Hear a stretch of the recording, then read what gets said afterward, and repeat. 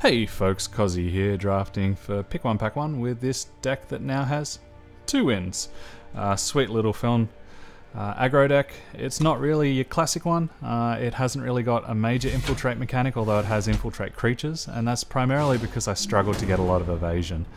But we seem to be doing well just by virtue of attacking with evasive creatures, because I have a lot of creatures that have flying. This hand is a certain send back. Can't afford to cast anything, and I'll be playing Force for days, so I have absolutely no interest in keeping that hand whatsoever. This hand is better so long as I draw a Shadow Sigil. If I don't draw a Shadow Sigil, I'm dead. Okay, thank you, deck. That was just in the nick of time. Still a slightly awkward hand because we have a creature that's only going to represent 1 damage a turn. We do have some nice removal, but I want to draw into a bit more action. And I think because I haven't drawn much at all, this is going to put me pretty firmly on the defensive foot. But unfortunately, this isn't a defensive card at all, and it's not going to help me too much. Trading off. Yeah, his creature has a much higher potential than mine. Okay, if you're willing to spend a combat trick that you could use to blow out almost my whole team, just to get one, well, it's not even to get damage through, then I have no issues with you doing that.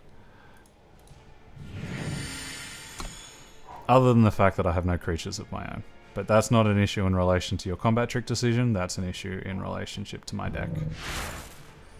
Sure, you can give your flying creature flying cantrip, and that makes me think that you're screwed on power. Yep, okay. So if we draw a creature or two, we're back in the driving seat. I quite like this creature because if he doesn't draw anything else, it's going to force this guy to stay back.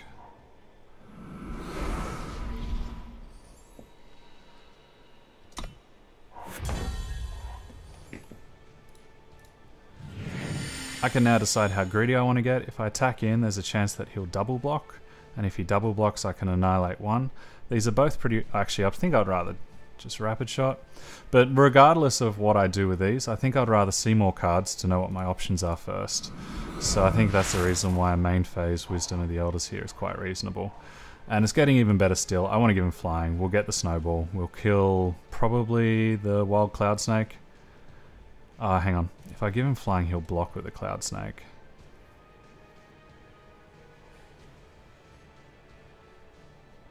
Alright, let's just attack in and try and get my value against a screwed opponent, especially knowing that if I draw 1 more sigil,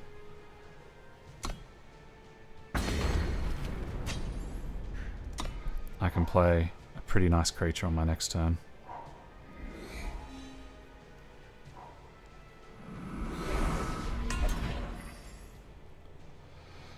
Do I want to kill this now? If so, it allows me to attack in and kill his initiate, and given that he is power screwed, I think it's worth it in this instance, because I'll be able to kill it no matter what I do.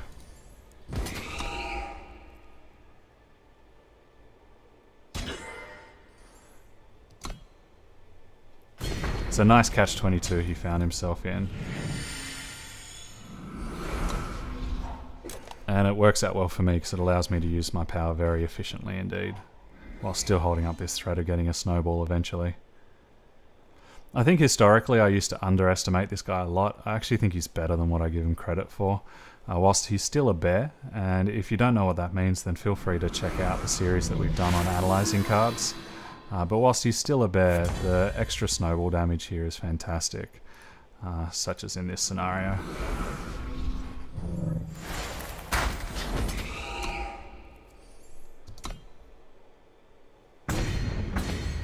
I do need to be aware that he has the dragon with Aegis coming up, and that's one of the reasons why I'd like to keep this snowball. Yeah, I guess that pretty much explains it all really, because I'd like to be able to pop the Aegis either on him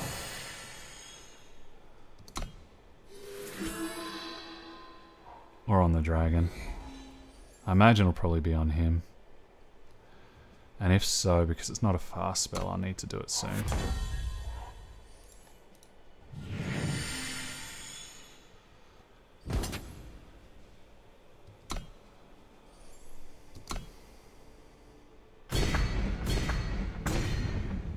Even if he plays the dragon, it's a 6-drop, and if I kill his flyer, then I'm doing 5 damage, 9 with a rapid shot. So yeah, I think we take the value here. And I don't really need to use any more of my cards, so we'll just keep them in case we need to respond. So you play the dragon. False Prince. Okay.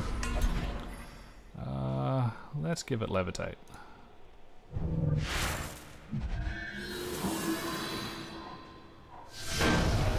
And sweet, managed to get through there.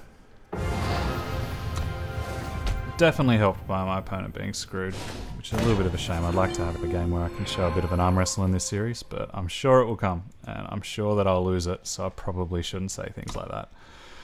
But let's go on. Match number 5 beckons, and hopefully it's another win so we can start chasing down those platinum chests before I go into the next video series.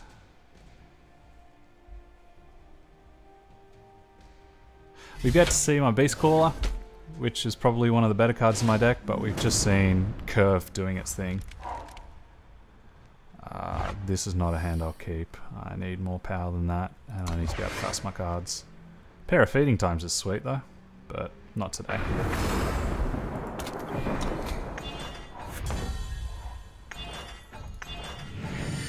A little bit slow not having a 2-drop, especially on the play, so we just need to hope that my opponent doesn't have a 2-drop right now either.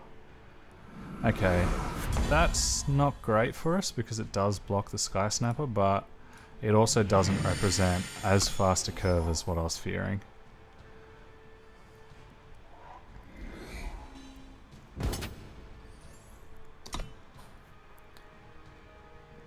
He has a trick of some description. Here I do want to use my levitate because the most important thing is for me is to find my next sigil, and I don't really have creatures that care about getting flying out of nowhere.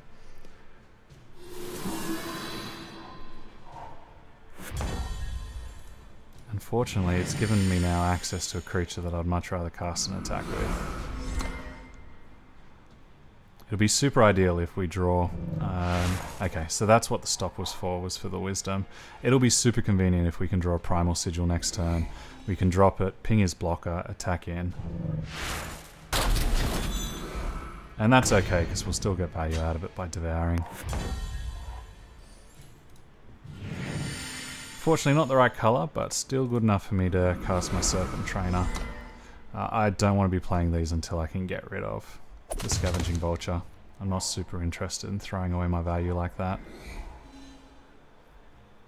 Oh boy, do I want a Primal Sigil. That'll be beautiful against my opponent's board so far.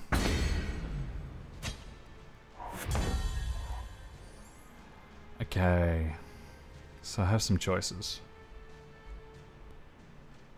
I think I definitely want to attack in here because he's almost powered down. At least he's powered down enough that I don't have to worry about Lightning Strike, and he hasn't kept a big creature back to give Levitate to. And so he either blocks, which gives me value, or he doesn't, which gives me a 2/2, which gives me value. And now my next decision is whether I get greedy with devouring my Gorgon Fanatic in the hope of getting another piece of power to keep developing, or if I just want to kill this problematic creature right now. And I think that's my answer. I have a solid board against him. I have the opportunity to draw into more cards. Whilst I would have loved to have pinged it with my Stormcaller, I could well and truly be at 11 or worse 5 before I get the opportunity to do so. So there's no point in being that greedy.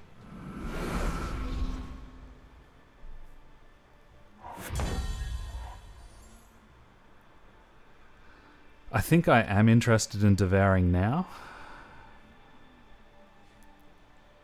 as I can still play something anyway.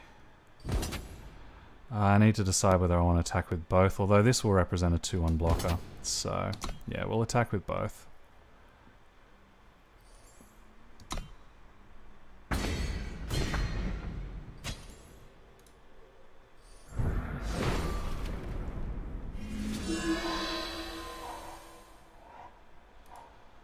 Okay. And so it looks like next turn We're still just cramped on power. It would have been great if we could get up to 6 so we can just start to cast some of these in a row.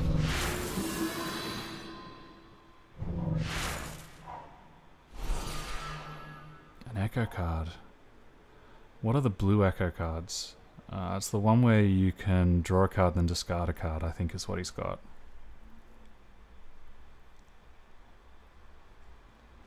Come on. A Stormcaller on this board is amazing. Granted, I'd rather get rid of this Stonescar Magus before I cast this.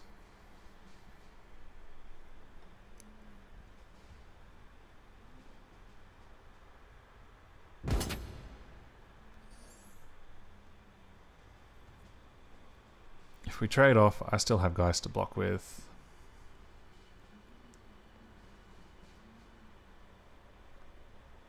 Who's on the beatdown right now? We're on parity as far as board position. I have a lot of cards I can cast that will get aggressive. But I can only do one a turn, whereas he can cast 2, so I think he's probably the one who's winning in this position. Okay, I am super happy for you to use your rapid shot on that. Really very happy indeed. So here's the choice. Stormcaller to start pinging, knowing that I'm going to be letting the Stonescar Magus get through for 2 so I can ping again. Or an aggressive creature. I think I'd rather use as much of my power as I can. I get guaranteed value here. And it means if I draw another power, which I'll likely do off the Wisdom of the Elders, then I can cast 2 cards next turn, rather than waiting for too long to get this one down. I'd much rather kill the flyer. And we've established that he's on the beatdown, so I'll sit back and represent blocks. I'm happy to let the Magus go through, but I do want to trade here if I can. That's an uncomfortable upgrade.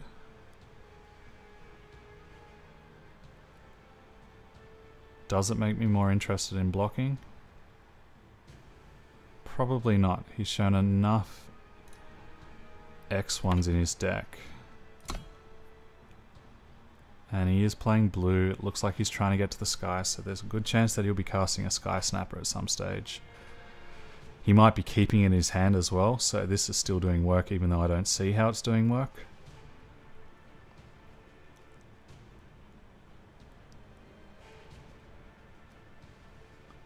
What I can do is these guys will stay back and then I'll just start casting Sky Snappers. I could even cast the Feln Bloodcaster and then Cobalt Acolytes, so I have a 2/5.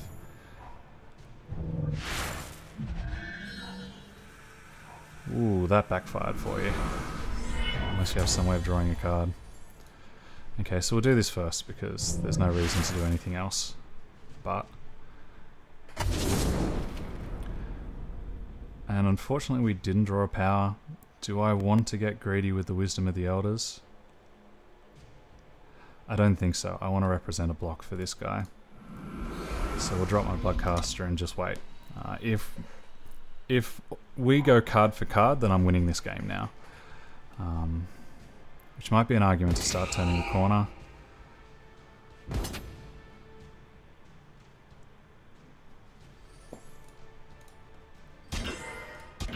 If he has another combat trick, then so be it. And if he turns my Felncaster into... actually no, he'll kill that. So we'll take the 2.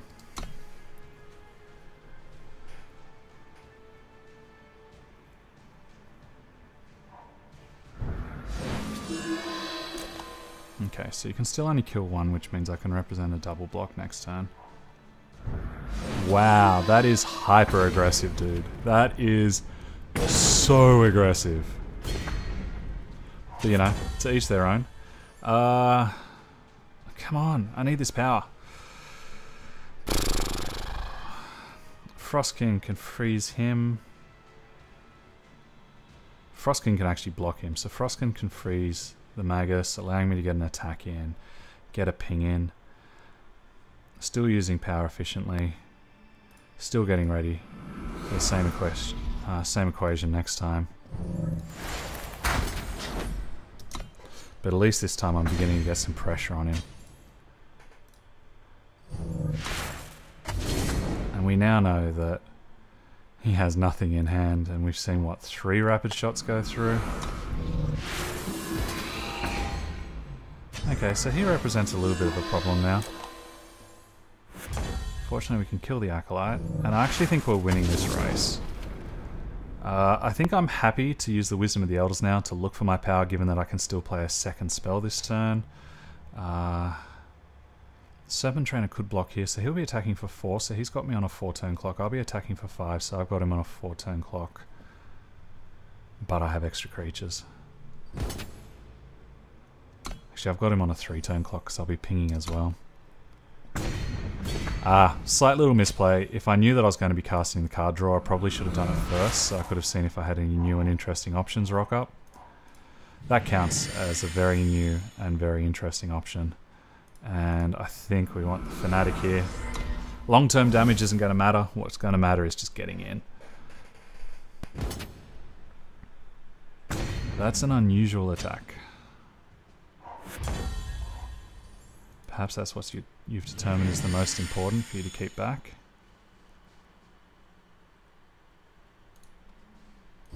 There's a likelihood that he's going to try and kill my Stormcaller with his Stonescar Magus, so we'll use it now. So I still get my point of damage out of it.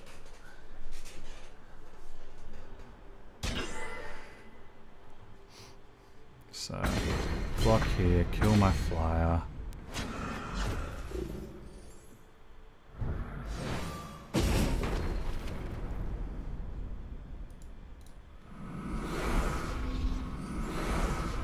I play out my board.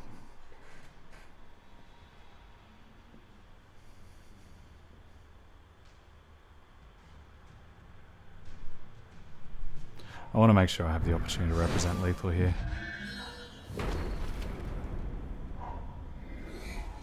Sweet, so...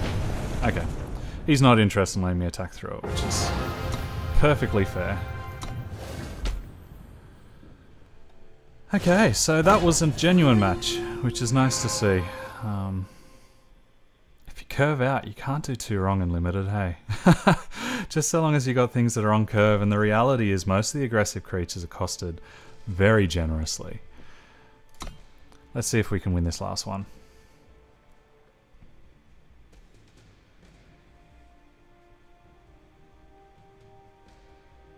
Yeah, like I feel as though I'm becoming a little bit of a broken record, but it's what I'm seeing all the time. There's no such thing as an incorrect threat, whereas you can have incorrect removal. And as we saw there, like, each of those attacking creatures, they didn't really matter too much to me so long as they had 2 or 3 power and they were cheap.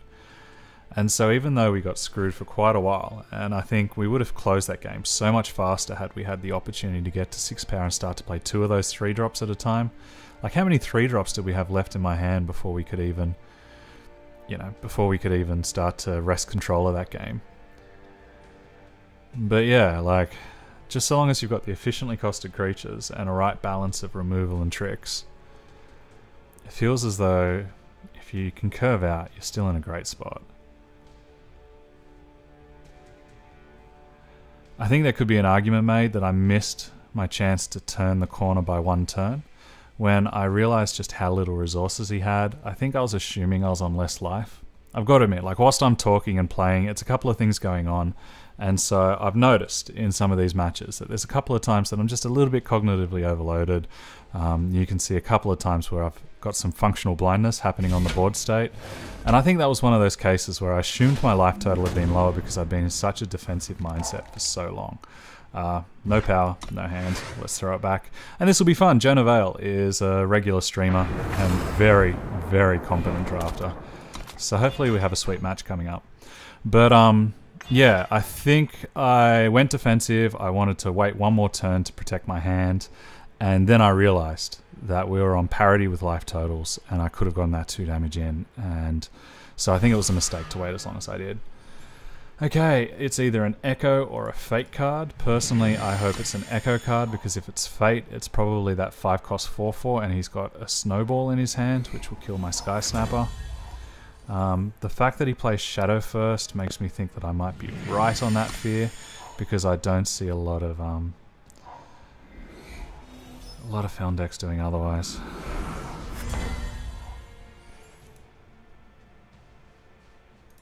It's a shame that we drew the primal rather than the shadow. I would have much preferred to have cast this Feln cast, the Bloodcaster, but the Fanatic is a decent runners-up prize. Although a 2/5 would have been phenomenal on this board. Do we want to trade? It means that we don't get to gain life draw cards or attack into whatever he's blocked with, but he doesn't get a snowball, which is going to be a problem for my Sky Snapper. So I think we do trade in this instance. I want to take to the skies, and I suspect that he's going to play another blocker right here, so I wouldn't have gotten much value out of the Fanatic anyway. Okay, I was wrong.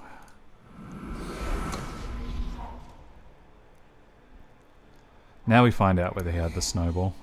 That much is for certain. Ah, come on. We just need to get one extra piece of power.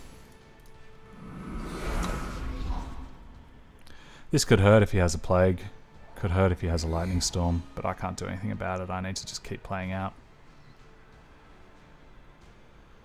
And also find a power. Okay, so it was the Troublemaker. That was his Echo card, which is good to know. We can attack him for 6. We'll put him down to 16. If we flash freeze now, they're going to stay there and we can start to develop, because I don't super want to trade this.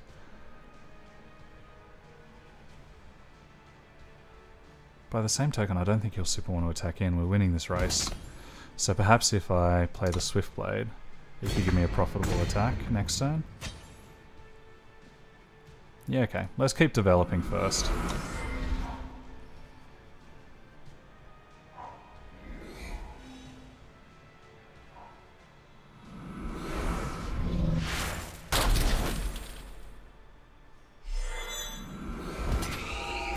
That's going to hurt a bit. So that's definitely going to speed up his clock.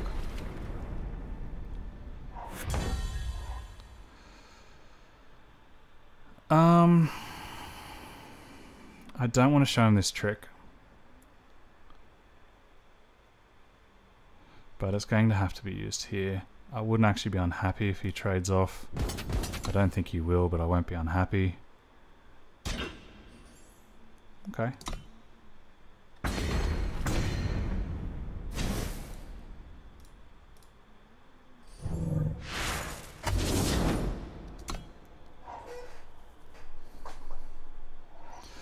That 9 damage represents a 2-turn clock, so we really need to draw a power soon. Otherwise we're just dead.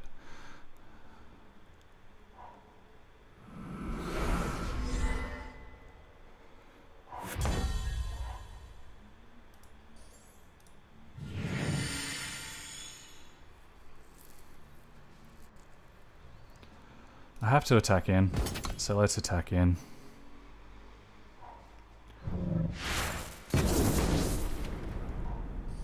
So my choices, I can play the Frostkin and refreeze. It'll offer up the double block here, which I think will be enough to slow him down. I could play the Magus.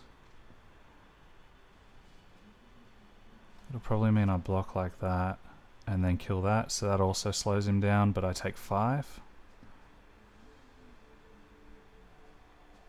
Yeah, I'd rather get the units off the board. We're no longer on the beatdown.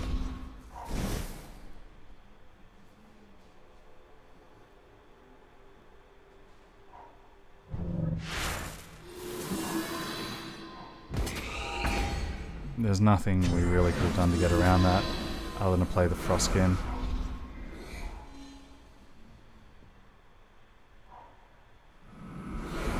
And now he's just going to outvalue us because he can cast so many more cards than we can because he's been drawing a lot more effectively. If we attack, he's just going to let it get through, so that's going to be a problem for us. The cards that we care about the most are the 5/5 and the 4/3, so we could just choose to kill one. But if I play my Bloodcaster, I can get a block off here, and we'll just need to try and slow down this clock. Don't get me wrong, we're in a terrible position right now, but it's the terrible position of getting screwed on power and not being able to keep up with the curve. If we would have been able to play this and this, we would have been in a very different position.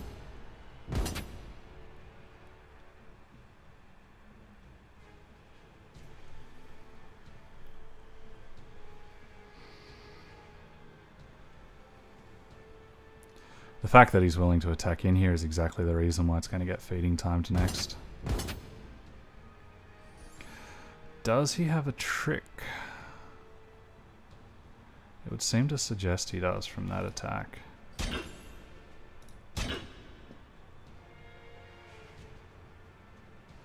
This one is risky, because if I'm right about him having the trick, but if he has the +4/+0 and quick draw, I'm going to be dead in short succession anyway, so I think I have to play as though he doesn't have it.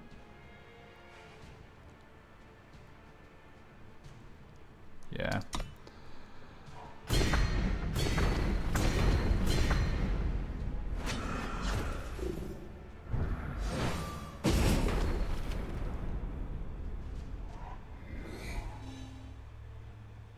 Is he flooded?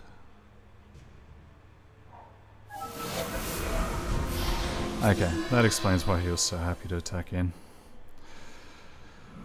Folks, I'm doing my best, but we're dead. It's quite as simple as that.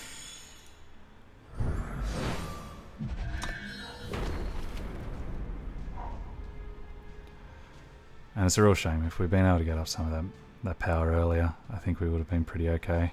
Are we taking 7, 8, 9, putting me on 1?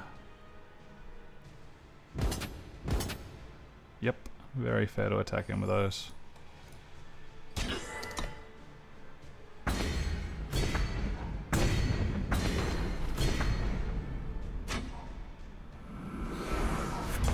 And he can attack wider than anything we can hope to do.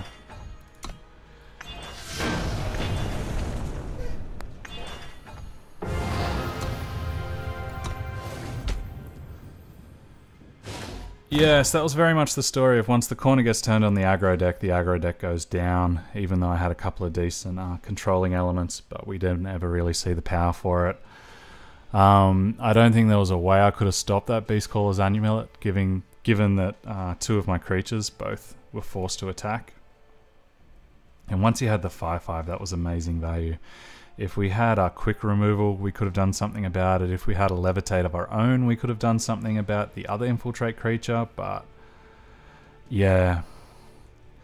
Like even if that Vara was phenomenal, if that would have been just a normal creature and he hadn't got the extra return, I think we could have had a chance of starting to stabilize the board. Don't get me wrong, I still would put myself at maybe a 15% chance. But 15 in comparison to 2, I'll take 15. But yeah, no, just got smashed. So it's going to make it fun for the next video. It's going to be win through for all of them. If we lose one, it will be the end of the series. It's always for me, once I get to the 5th win, that's when I feel as though I'm happy with my draft, because it's pretty close to getting to another one straight away. So let's see. I look forward to seeing how it pans out. I hope that you join me for it. I've been Kozzi, drafting for Pick 1 Pack 1.